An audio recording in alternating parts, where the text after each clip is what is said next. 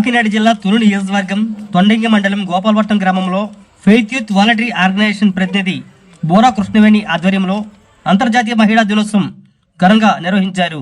ఈ కార్యక్రమానికి RPI party రాష్ట్ర జనరల్ సెక్రటరీ పిట్ట వరప్రసాద్, తొండంగి మండలం ఐసిడిఎస్ సూపర్వైజర్ అరుణ పాల్గొన్నారు.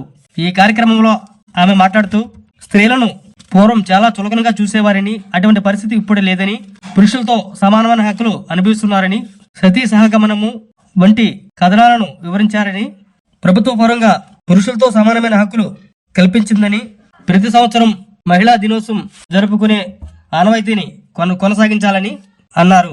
ఈ కార్యక్రమంలో మహిళలు వృత్తిపరంగా ప్రతిభ కనపరిచిన వారికి సన్మాన కార్యక్రమాలని నిర్వహించారు.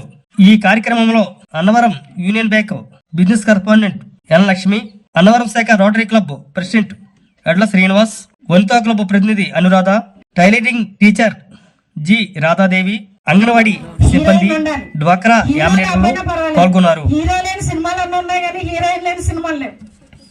చూసారు ఎప్పుడైనా హీరోయిన్ తో తీసిన సినిమాలో ఉంటది కానీ ఇప్పుడు హీరోయిన్ లేడీస్ కూడా విలన్ లేకుండా సీరియల్ లేదు. చూసారా, మళ్ళీ అన్నిట్లో మనమే భాగం. మనకున్నంత ఎక్కడ ఎవరికి లేదు. పైలట్ నడుపుతున్నారు, అంతరిక్షాలకు వెళ్తున్నారు, ట్రైన్ నడిపేస్తున్నారు, బళ్ళు నడుపుతున్నారు. ఒకప్పుడు మహిళలు ఎలా ఉండేవారు? వంటింటికే పరిమితం అన్నట్లు. ఇంట్లో భర్త చెప్పినా లేకపోతే ఇంట్లో ఎవరు ఏది నాకు ఇది కావాలని ఆర్డర్ ఇస్తే దాన్ని చేసుకుంటూ ఇంట్లోనే పరిమితం. గుమ్మం దాటి ఇంట్లో ఒక బావగారో లేకపోతే అన్నగారులో ఎవరో ఉంటే వారిని ఎలా చూడాలి? ఇలా తెర వెనక నుంచి చూడాలి. ఇంకొక విషయం ఏంటంటే, నాకు కొంతమంది పెద్దలు చెప్తే విన్నాను, స్త్రీని పెళ్లి చూపులకి వెళ్ళినప్పుడు అద్దె గోడలో పెట్టి అవతల పెళ్లి కూతుర్ని యువతలు పెట్టి అబ్బాయిని ఇటువైపు పెట్టి ఓన్లీ మొఖాలు మాత్రం అలా చూసుకునేవారట. ఇప్పుడైతే పాట పాడుతుందా అమ్మాయి? ఒక్క పాట పాడమనండి. సంగీతం వాయించగలదా? ఒక్కసారి వాయించమనండి. ఎన్ని అడుగుతున్నారు? అమ్మాయికి ఎంత ఉందండి? ఏంటి బంగారం? అమ్మాయికి వెనకాతలు ఏముందండి? వచ్చిన అమ్మాయితో ఇంట్లో అన్ని పనులు చేయించుకుంటారు, కావలసినవన్నీ వండించుకుని తింటారు, చాకిరి అంతా చేయించుకుంటారు, కానీ వెనక ముందు లేకపోతే చేసుకోరు. చూసారా, ఆడవాళ్ళు ఎలాగైతే అనగదొక్కుతున్నారో అదే ఆడవాళ్ళు పట్టుదలతో కృషితో నిలబడితే ఎక్కడికైనా వెళ్ళగలరు అని నిరూపించుకోగలుగుతాం. బతకడానికి కొంచెం చాలా ఇబ్బందులకు గురి అవుతారు. అది మన సార్ చెప్పారు. ఎందుకంటే వాళ్ళకి ఏమీ చేసుకోవడం తెలియదు. మొదటి నుంచి ఎవరి మీద ఆధారపడిపోయి ఉంటారు? భార్య మీద ఆధారపడి ఉంటారు. భార్య అతనికి అన్నీ చేయించాలి, తిండి వండి పెట్టాలి, అన్నీ చేయాలి. అలాంటి భార్య చనిపోయేటప్పటికి ఈయన ఏమైపోతాడు? ఒంటరితనం అయిపోయి బ్రతకడానికి ఇబ్బందికరంగా మారిపోతారు. అది స్త్రీ అంటే మొదటి నుంచి తనకు అన్ని పనులు తను చేసుకుంటూ తన కుటుంబానికి చేస్తుంది కాబట్టి తన పని రొటీన్ అవుతుంది. అలాగే చేసుకోవడానికి అలవాటు పడుతుంది కాబట్టి ఆమె స్వేచ్ఛగా కొంతకాలం తన బిడ్డలను చూసుకుని బ్రతకడానికి సంతోషంగా ముందుకు వస్తుంది. అటువంటి మహిళా మూర్తులకి మరొకసారి మనం చప్పట్లు కొట్టి ధన్యవాదాలు తెలియజేసుకుందాం. అంటే చాలా కష్టం అనమాట. సెలవు రోజుల్లో కూడా ఏదో చాలా పని ఉంటుంది. ఆ పని అంతా చేసుకోవాలి, ఆ టెన్షన్తోనే ఉంటాం. కానీ ఇంకా బయటకు వెళ్ళి ప్రసక్తి పెట్టుకోం. అలాంటిది ఈరోజు ఉదయం కృష్ణవేణి మేడం గారు అంటే ఎవరు నాకు తెలియదు, అసలు ఎవరు అనేది కూడా తెలీదు. యాక్చువల్గా వెంటనే ఫోన్ చేశారు, ఇలా మీరు తప్పకుండా రావాలి అని అన్నారు. అంటే వస్తానని చెప్పాను, కానీ వచ్చే ఉద్దేశం అయితే లేదు. సెలవు పోగొట్టుకుంటే మళ్ళీ మాకు సెలవు ఉంటుంది కదా, అదొకటే ఆలోచిస్తాము ఎక్కువ నా వైపు నుంచి. కానీ తర్వాత మళ్ళీ కొంచెంసేపు తర్వాత మా అంగన్వాడీ వర్కర్ ఫోన్ చేశారు. చేసి మేడం గారు మీరు ఎలాగన్నా తప్పకుండా రావాలండి అంటే, ఎలా అమ్మా మరి ఇవాళ రావడం కష్టం అని చెప్పేసి అన్నాక, లేదండి ఒక్కసారి రండి మేడం గారు, మీరు రావాలి, చాలా మంచి పనులు చేస్తారండి మేడం గారు, ఒకసారి మీరు పరిచయం చేసుకోవాలి అని చెప్పేసి అన్నారు. అని చెప్పేసి అంటే అప్పుడు అనుకొని వచ్చానమాట. విషయం ఏంటంటే, ఇప్పుడు నన్నైతే మాట్లాడమన్నారు. అందరికీ కూడా ముందుగా మహిళా దినోత్సవ శుభాకాంక్షలు ప్రతి మహిళకి కూడా.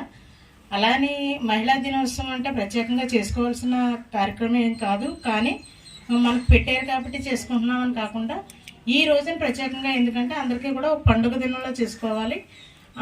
ఒక్కరోజు మన కోసం కేటాయించిన రోజుని మన గురించి మాట్లాడుకొని అందరికీ సంతోషం పంచుకోవాలి, ఒకరికొకరు హ్యాపీనెస్. ఎవరు ఏంటి, ఎందులో వచ్చారు, ఎందులో ఎలా కష్టపడ్డారు, ఎలా పైకి వచ్చారు. ఇప్పుడు భార్గవి గారు మాట్లాడారు, చాలా బాగా మాట్లాడారు. ఆవిడ మాట్లాడిన మాట తీరు కానీ చాలా అందరూ కూడా ప్రశంసించే విధంగా ఉంది. అలాగే కూడా ఆవిడ కూడా అందరూ కూడా బాగా చూసుకుంటారని చెప్పారు. ఆవిడ అంత అందరితోని కలిసిమెలిసి ఉంటారు కాబట్టి ఆవిడ అందరూ కూడా చక్కగా చూసుకుంటున్నారు. ఇలాగ ఇక్కడికి రావడం వల్ల నాకు చాలా మంచి విషయాలు తెలిసి, రావడానికి అయితే చాలా ఇబ్బంది పడ్డాను దూరం నుంచి రావాలని. కానీ వచ్చిన తర్వాత అనుకున్నాను చాలా మంచి పని చేశాను వచ్చి అని అనుకున్నాను. అయితే ఈరోజు మహిళా దినోత్సవం సందర్భంగా ప్రత్యేకంగా మాట్లాడుకునేది ఏంటంటే, అందరూ కూడా గతంలో కంటే ఇప్పుడు మహిళ అని అనగానే ప్రతి ఒక్కరు కూడా చదువుకున్నా చదువుకోకపోయినా ఏదో చిన్న పని పెద్ద పని ఖచ్చితంగా ఎవరి కాళ్ళ మీద వాళ్ళు నిలబడాలనే ఒక ఆలోచన అయితే ఉంది. గతంలో పెళ్ళి చేయాలంటే చదువుకోకర్లేదు, 7th క్లాసు అలా అయిపోయాక 8th క్లాస్ రాగానే పెళ్లి చేసేస్తే ఆడపిల్లకు పని అయిపోద్ది అని అనుకునేవారు. కానీ ఇప్పుడు తల్లిదండ్రుల్లో మంచి మార్పు వచ్చింది. అలాగే చదువుకునే పిల్లల్లో కూడా మంచి మార్పు వచ్చి ఇప్పుడు చదువుకునే పిల్లల్లో ఎక్కువ శాతం కూడా ఆడపిల్లలు ఎక్కువగా చదువుకుంటున్నారు. ఎక్కువ శాతం మంది ఆడపిల్లలు పాస్ అవుతున్నారు. అలాగే సమస్యలు అన్నీ ప్రతి ఒక్కరికి ఉంటాయి, ఆడపిల్లలకు ఉంటాయి. లేవు. మా నాన్నగారు చిన్న వయసులో ఇంతప్పుడే చనిపోయారు. నాకు 2 అన్నీళ్ళు. మా అమ్మగారు దుబాయ్ వెళ్ళి సంపాదించి నాకు పెళ్లి చేశారు. మీకు తెలుసు కదా. మా ఆయనగారు ఇన్వర్టర్ వ్యాపారం చేస్తారు ఇక్కడ. కానీ ఆయన కూడా తల్లిదండ్రులు 2 చనిపోయారు, 2కి లేరు. మా అమ్మగారు ఒక్కరే ఉన్నారు. మేము ఎంతో కష్టపడి ఇక్కడికి వచ్చాము, ఇంతవరకు చేసుకున్నాం. ఇంతవరకు ఆయన ఏది కూడా మాకు లోడ్ చేయలేదు. మాకు కానీ పిల్లలు కానీ అన్నీ ఆయనే చూసుకుంటారు. ఇప్పుడు మేము బాగానే ఉన్నాం ఇక్కడికి వచ్చాక. కానీ ఎటొచ్చి పిల్లలకి తల్లి లేకపోయినా తండ్రి విలువ ఎంతో మాకు తెలుసుకున్నాం. ఆయనకి తల్లి విలువ తెలుసుకున్నారు తర్వాత చనిపోయాక. అప్పుడు వాళ్ళ అమ్మగారిని బతికించుకోవడానికి కూడా మా దగ్గర డబ్బులు లేవు. అలాంటిది మా మావయ్య దగ్గరుండి ధైర్యం చెప్పి మా ఇద్దరికి పెళ్లి చేసి అన్నీ చేశారు. నాకు 2 బాబులు. ఒక అబ్బాయి 10th క్లాస్ చదువుతున్నాడు ఇప్పుడు, ఒక అబ్బాయి 8th చదువుతున్నాడు. ఆయన కష్టపడి తిరిగి వచ్చినా మేము ఒక మాట అన్న నవ్వుతూ వెళ్ళిపోతారు, కానీ మమ్మల్ని అయితే చాలా బాగా చూసుకుంటారు. ఒక ఇల్లు విరాజిల్లాలంటే స్త్రీ పాత్ర. మా చిన్నప్పుడు నేటి కూడా ఒక చిన్న సామెత ఉంది. ఆ సామెత ఏంటంటే, ఏనుగంత తండ్రి ఉండడం కంటే తడికిల ముట్టంత తల్లి ఉంటే చాలు అనేవారు. నిజమే, ఒక ఇంట్లో పురుషుడు పోయినా పెద్ద లోటు కనిపించదు, కానీ తల్లి పోతే ఆ కుటుంబం రోడ్డు పాలు అయిపోతాయి. నీకు తెలుసో లేదో. ఎందుకంటే కుటుంబాన్ని ఎలా ఈడ్చాలనేటటువంటి భారం బాధ్యత ఎక్కువ స్త్రీకే ఉంటుంది. ఇదిగా ఎవరో కొన్ని షేర్ చేశారు, మార్కుల గురించి చెప్పారు. 25 మార్కులు, 50 మార్కులు, 75 మార్కులు, 100 మార్కులు.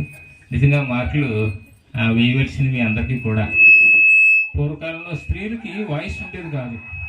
మనం బాగా వెనక్కి వెళ్ళిపోతే స్త్రీలు మాట్లాడడానికి అర్హులు కాదు, నిలబడడానికి అర్హులు కాదు.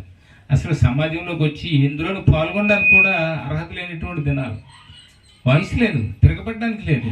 మీ అందరికీ తెలుసో లేదో, ఒక 150 years బ్యాక్ సతీ సహగమనం అనేది ఉండేది. సతీ సహగమనం అంటే ఎవరైనా భర్త చనిపోతే ఏం చేసేవారు, ఆ కట్టి మీద భర్త శవం కాలుతుండగా తిన్నగా తీసుకొచ్చి ఏం చేసేవారండి, ఆ కట్టి మీద వేసి కాల్చేసేవారు. అంతే, నో అనడానికి లేదు, వాయిస్ లేదు, అంతే. కానీ మరి నేటి దినాల్లో మనం చూసినట్టయితే చాలా చక్కగా అన్ని రంగాల్లో అన్ని విధాలుగా, ఇందాక చెప్పినట్టుగా అన్ని విభాగాల్లో కూడా పోలీస్ ఆఫీసర్స్